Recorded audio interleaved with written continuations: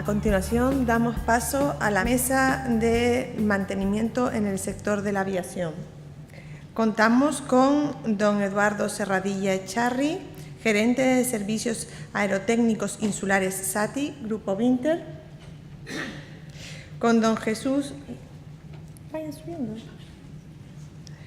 Con don Jesús Ramos Muñoz, comandante, jefe de escuadrilla y jefe de mantenimiento de la flota HD-21 del Escuadrón 802, Fuerzas Aéreas SAR. Y modera la mesa don... disculpe. Don Luis Bernal Alemán. ¿Perdón? Antonio Ramos. Perdón.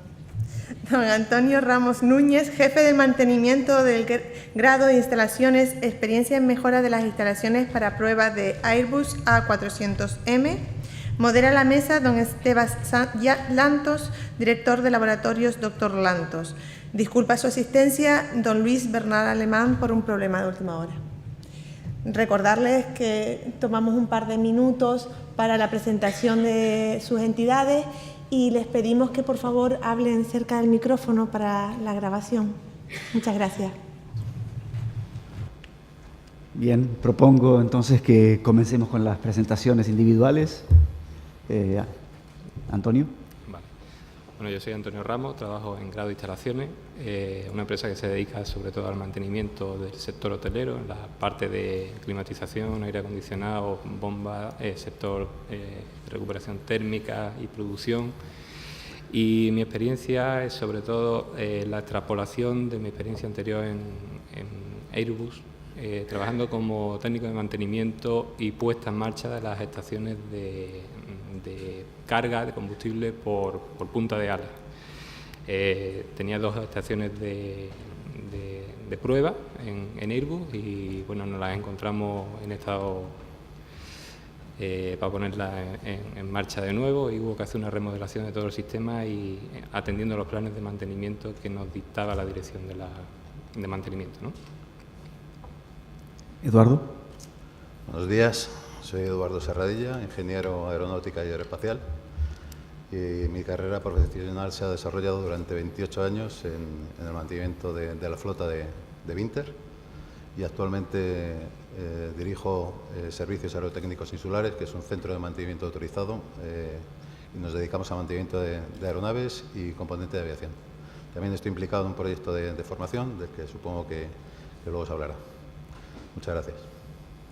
Jesús. Muy buenas tardes a todos. Soy el comandante Jesús Ramos. Soy el jefe de la escuadrilla de helicópteros de mantenimiento del 802 Escuadrón SAR, que llevamos aquí bastante conocido aquí en la isla y en el archipiélago. Llevo en mantenimiento del Escuadrón 4 años y salí con la 49 promoción del Ejército del Aire. Llevo 20 años fuera, 20 años trabajando para la vida militar, para el Ejército del Aire, y mi experiencia de mantenimiento es sobre todo basada en el mundo de los helicópteros y el personal. Muy bien. Quisiera empezar con una primera pregunta a modo de introducción y te pregunto a ti, Eduardo. ¿Cuál es la diferencia entre mantenimiento aeronáutico y mantenimiento industrial, especialmente en lo que se refiere a procedimientos, gestión de piezas y formación de personal? Hay muchos puntos en común, pero hay una diferencia que para mí la más importante es la de mentalización de cómo hacer las cosas. En aeronáutica estamos sujetos a una normativa y una reglamentación que no es local, nos viene de Europa y que tenemos que cumplir en todas las condiciones. Esto implica que la mentalidad tiene que ser completamente distinta. Esto ya he estado acudiendo hoy mismo y ayer, he estado oyendo las conversaciones y las charlas que ha habido aquí, y de la misma manera que veo que hay asuntos que la industria hoy lo plantea como un problema, en aeronáutica son temas resueltos desde hace años o parcialmente resueltos, y que sin embargo se plantean otros problemas que quizá estén un poco más allá. El problema fundamental es el margen de actuación que tenemos los profesionales de la aeronáutica, que están más sujetos al concepto fundamental nuestro, que es el de seguridad. Cuando se habla, por ejemplo, de predicción, que se estaba hablando hace un momento en aeronáutica, desde hace muchos años aplicamos ese tipo de estudios y no solo tenemos que saber o predecir lo que va a ocurrir, sino intentar saber y analizar las consecuencias que puede tener un fallo. Razón por la cual aplicamos unos conceptos absolutamente restrictivos que en la industria pueden tener un cierto margen de actuación y que nosotros no podemos porque estamos hablando de un avión que está en vuelo. Y cualquier fallo, o tenemos controladas las consecuencias del fallo o puede tener consecuencias como ya conocemos todos. Bien, es un gracias. concepto, es más una cuestión de mentalización que de funcionamiento, seguramente. Interesante. Antonio, tú has tenido una experiencia en el montaje y acondicionamiento de una instalación para las alas de Airbus. ¿Quisieras comentarnos tu experiencia? Sí, bueno, sobre todo en lo referente de hacer casar la parte industrial con la parte de aeronáutica, ¿no? Sí que es verdad que tenemos otro enfoque totalmente distinto a la hora de ver el tema de la seguridad y sobre todo la disponibilidad de las instalaciones.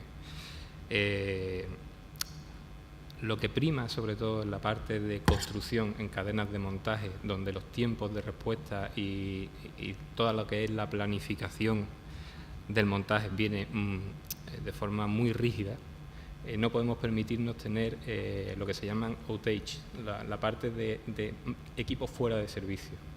Entonces, todo el mantenimiento en ese aspecto va orientado a reducir los tiempos en los que el equipo está fuera de servicio. ¿Cómo se hace esto? Bueno, pues sí que, como Félix ha indicado antes, es muy importante hacer un mantenimiento predictivo, de observación de cómo reacciona la máquina. También es importante hacer un mantenimiento preventivo.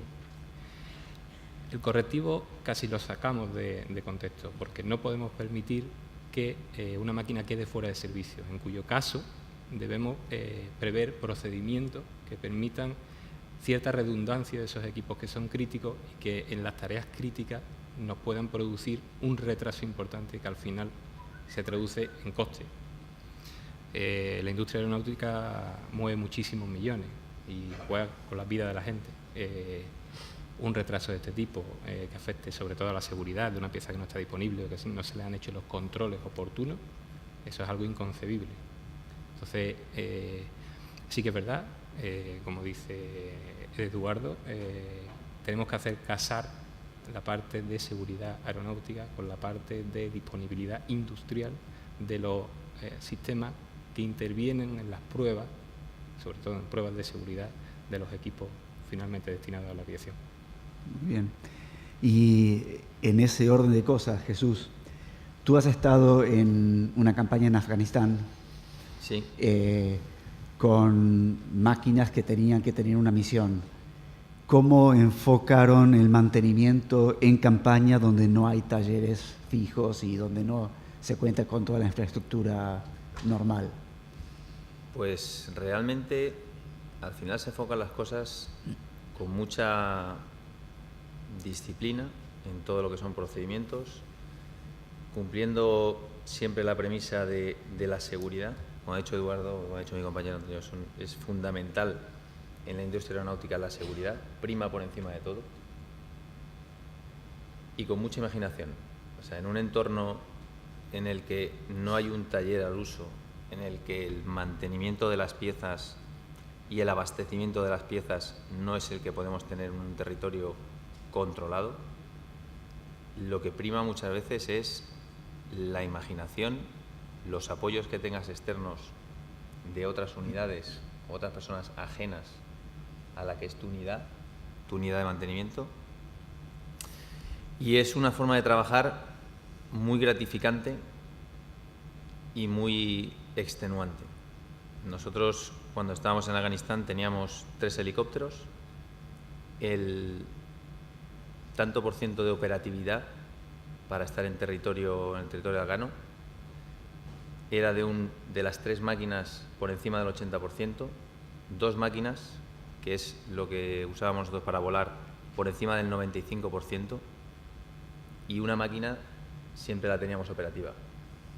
Para eso había que jugar mucho con el esfuerzo, el sacrificio y la entrega de la gente, que no había horarios ni fecha en el calendario, como dice la canción, y había que tirar mucho de imaginación. Aunque parezca que en el mundo aeronáutico está todo reglamentado y estipulado, había que usar mucho el cómo me traigo una pieza, dónde puedo ir a buscarla, quién me puede hacer este favor, y usar y trabajar en ese campo. Que sí, es un trabajo en equipo realmente. Es un trabajo muy gratificante, muy gratificante, pero como te he comentado, muy extenuante, porque implicaba siempre que había una avería o siempre que había una labor de mantenimiento fuera de labor de mantenimiento controlada o programada, no había descansos, ni tiempos mínimos, ni tiempos de recuperación. Había que tener las máquinas operativas. Eduardo, quisiera preguntarte, ¿qué actividades de mantenimiento han incorporado en los últimos 2 años y cuál fue el impacto en la actividad? Cuando hablamos de aeronáutica, los plazos son relativos. Me explico. Todos los procesos en nuestro medio son procesos largos, complejos, difíciles y se llevan muchísimo tiempo. Yo puedo hablar, por ejemplo, con el proyecto de Winter, que ha hecho un desarrollo tremendo en los últimos años de trabajo hacia el exterior y demás.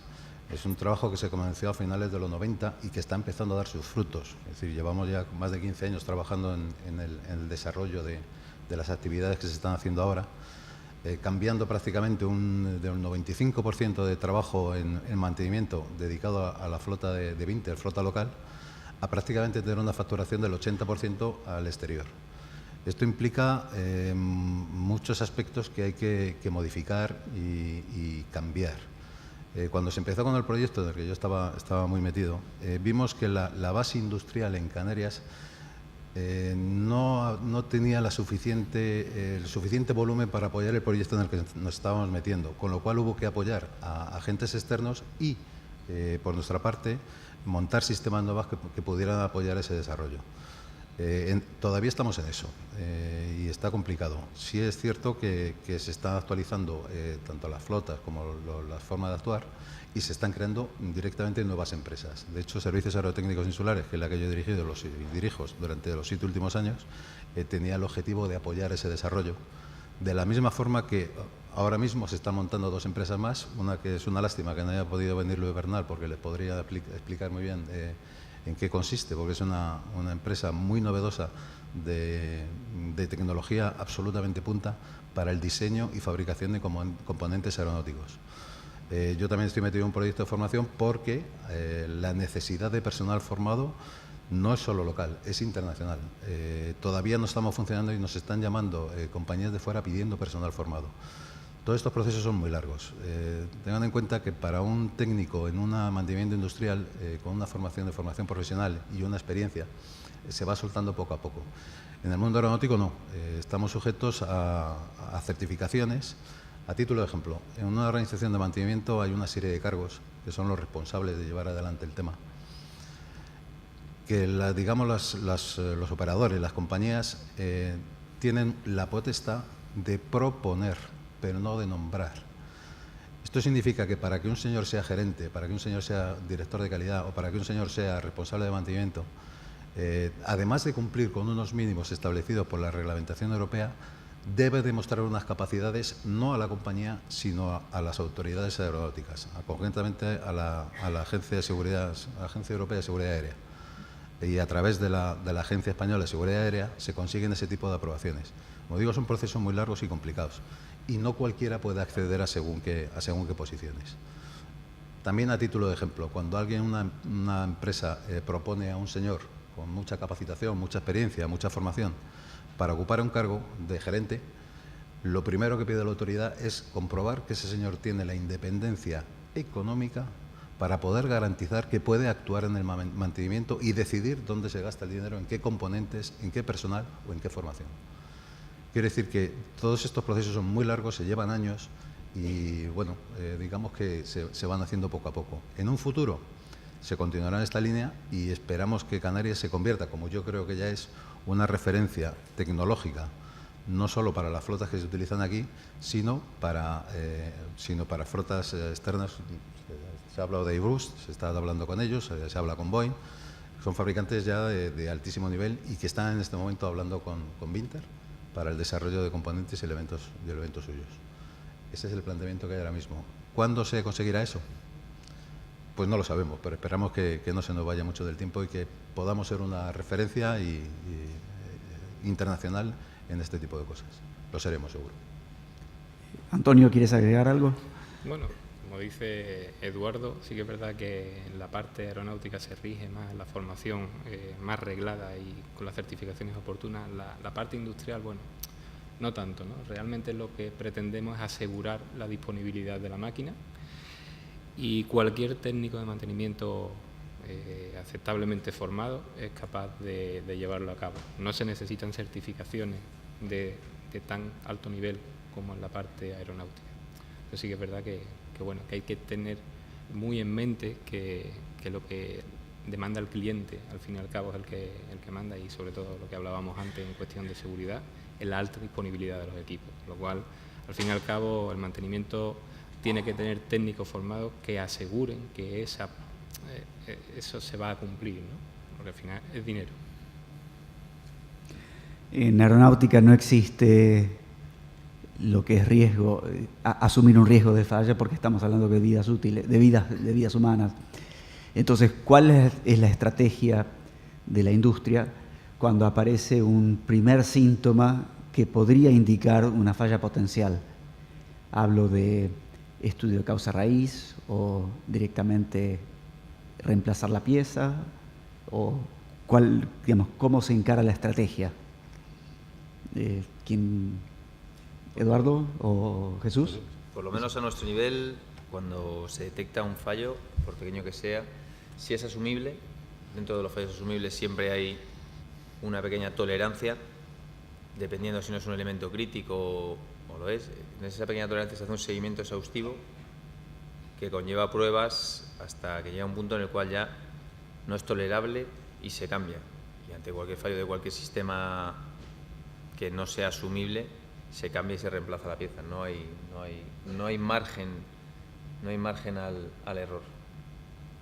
¿Y se estudia la causa raíz como para buscar ocurrencias en equipos paralelos? Sí, se estudia siempre la causa, se reporta normalmente a organismos superiores para que hagan estudios industriales y comuniquen al fabricante, o vean si es de uso o vean si es de modo de operación y funcionamiento de la aeronave. Lleva cada una su cauce. Me gustaría añadir algo al comentario. Efectivamente, eso es así, y tienes toda la razón, eso es así. En nuestro caso, el mantenimiento que se aplica en una aeronave está definido por el fabricante y autorizado por la autoridad, por la Agencia Europea de Seguridad Aérea, en nuestro caso, en Europa.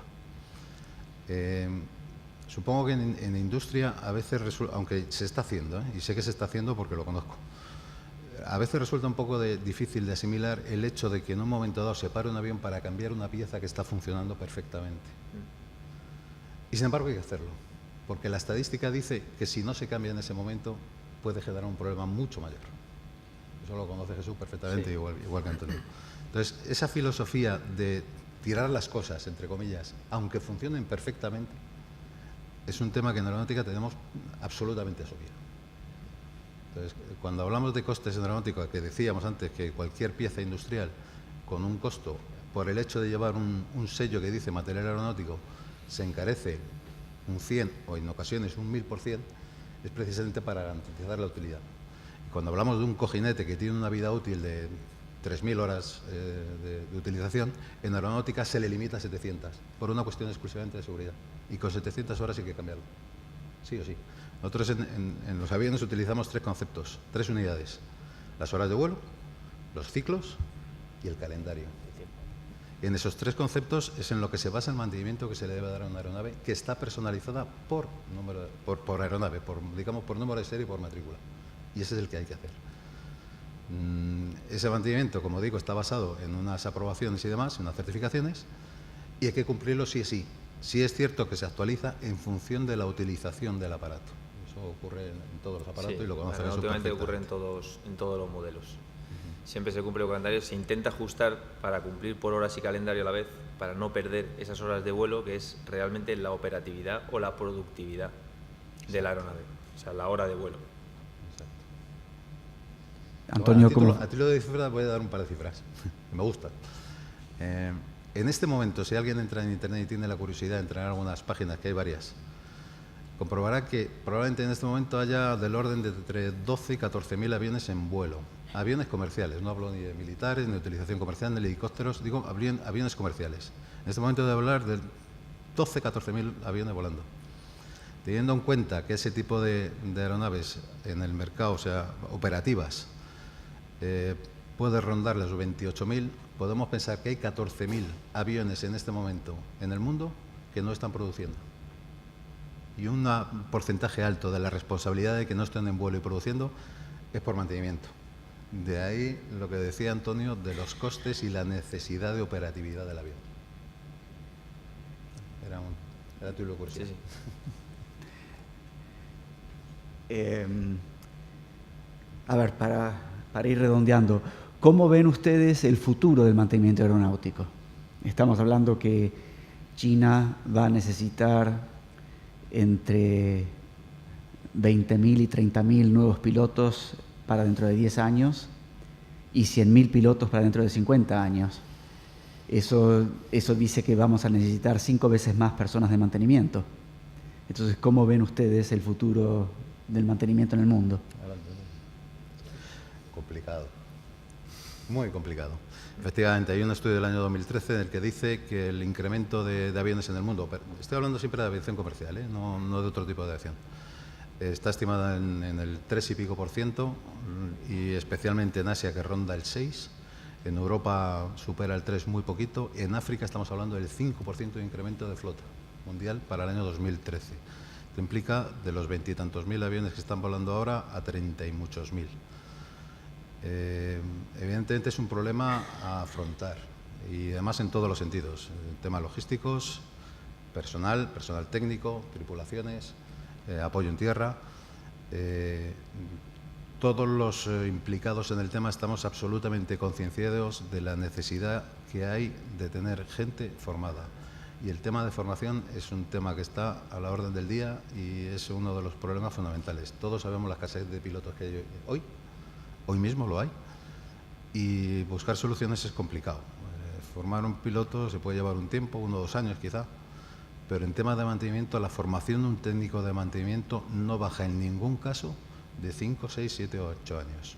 Y no todos alcanzan el nivel suficiente para poder actuar con cierta independencia en una aeronave, como seguro que Jesús sabe perfectamente, sí, que no juegan el mismo papel unos técnicos que otros. No, en nuestro caso, más o menos sacar lo que sería un CR3, un piloto máxima experiencia, nos lleva 1 año y medio. Sacar un técnico de mantenimiento para que se empiece a soltar, no para que empiece a dirigir un equipo, ni a trabajar haciendo labores de alta cualificación, viene a salir con unos 3 años y medio más o menos. O sea, la diferencia es el doble y a la larga se hace mucho más acuciante. O sea, el problema de los técnicos de mantenimiento, de su certificación, que sean, por así decirlo, autónomos a la hora de hacer las cosas y sean capaces de transmitir ese conocimiento, que al final es lo más importante de todo esto, porque una vez que tú formas una persona, por lo menos en nuestro caso, cuando tú formas un técnico de mantenimiento,